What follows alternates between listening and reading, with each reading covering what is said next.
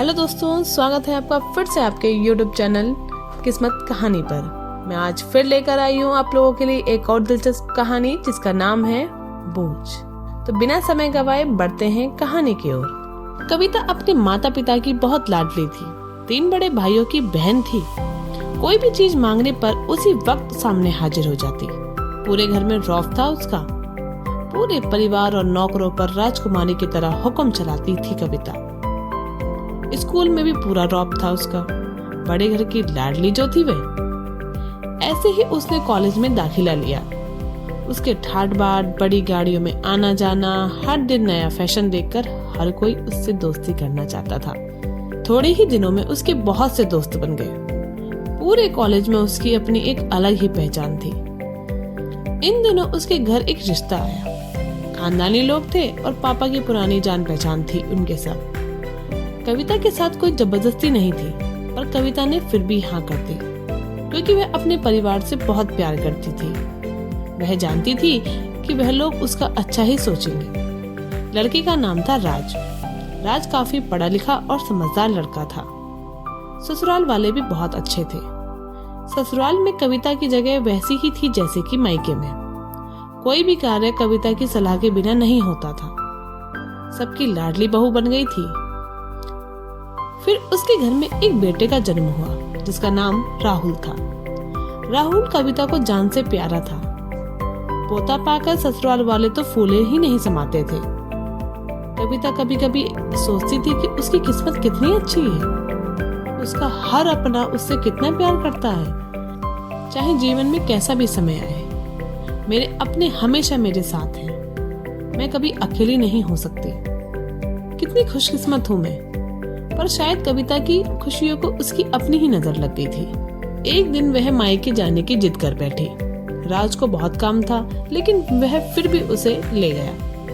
रास्ते में उनकी गाड़ी अन्य गाड़ियों से टकरा गई। कविता, राज और राहुल बहुत बुरी तरीके से जख्मी हो गए। काफी दिनों के इलाज के बाद राज और राहुल तो ठीक हो गए, लेकिन कविता पूरी तरह ठीक नहीं हो सकी।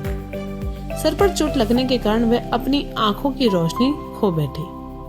अब कविता की किस्मत जैसे उल्टे पांव चलने लगी। मायके वाले कुछ दिनों तक उसे मिलने आते रहे। फिर कभी कभार फोन करके ही पूछ लेते थे कि अब वह कैसी है। धीरे धीरे ये सिलसिला भी कम हो गया। ससुराल वालों की सहानुभूति भी कम होने लगी। घर में किसी को पास बैठने के लिए कहती तो जवाब मिलता, बहुत काम है, अब तुम भी हाथ नहीं बटा सकती।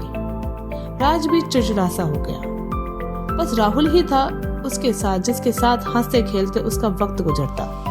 एक दिन कविता के हाथ से कुछ सामान गिर गया, जिसकी वजह से राहुल को हल्की सी चोट लग गई। कविता के सास ससुर ने राहुल को उससे अलग कर दिया कि कहीं उसके न देखने की वजह से बच्चे का कोई नुकसान ना हो जाए। कविता अंदर से टूट चुकी थी।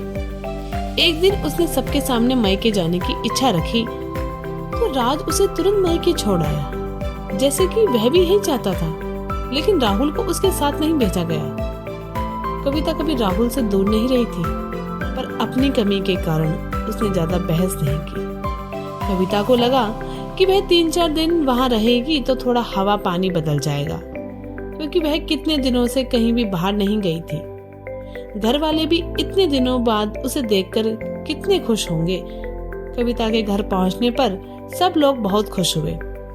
खाने में सब कुछ कविता की पसंद का ही बना था। उसने अपने मम्मी पापा और भाई भाभीयों से दिल खोल कर बातें की। उनके छोटे छोटे बच्चे भी बुआ के साथ घुल मिल गए। रात को सोने के वक्त जब वह कपड़े बदलने लगी तो उसे पता चला कि उसका बैग तो बहुत बड़ा हुआ था। वह सब समझ गई। वह बहुत उदास हो गई। कुछ दिनों तक तो सब ठीक रहा, फिर जैसे सब बदलने लगा, सबका व्यवहार बदल रहा था। वह लोग जैसे थक चुके थे उससे।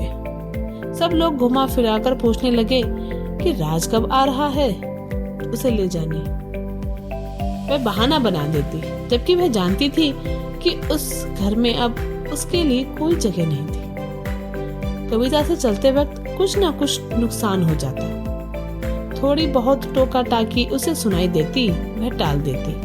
एक दिन उसके हाथ से लगकर एक कीमती फूलदान टूट गया। छोटी भाभी ने बहुत हंगामा मचाया। कविता के माता पिता रोज रोज के झमेलों से तंग आ गए थे। उन्होंने राज को खुद से फोन कर दिया। राज कविता को अपने घर ले गया। कविता को अपने परिवार वालों से ये उम्मीद नहीं थी कि जिस कविता के कहे बिना घर में एक पत्ता भी नहीं हिलता था, उस घर के लिए वह अब बोझ बन चुकी थी।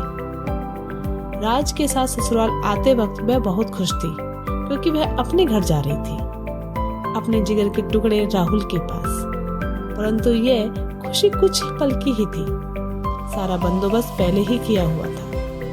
कविता को सीधे ऊपर वाले कमरे में पहुंचा दिया गया। राहुल से दूर रहने की सख्त चेतावनी दी गई। एक कामवाली लता को उसकी जिम्मेदारी सौंपी गई, जो उसके खाने पहनने जैसी जरूरतों का ध्यान रखती।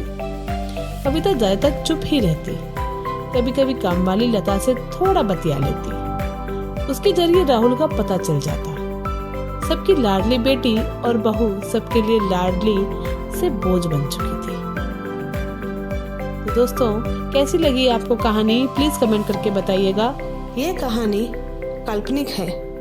इस कहानी में दिए गए सारे पात्र, सारी बातें और जगह भी काल्पनिक हैं। किसी की भी भावनाओं को ठेस पहुंचाना चैनल का उद्देश्य नहीं है। मिलते हैं फिर एक और दिलचस्प कहानी के साथ। तब तक के लिए धन्यवाद।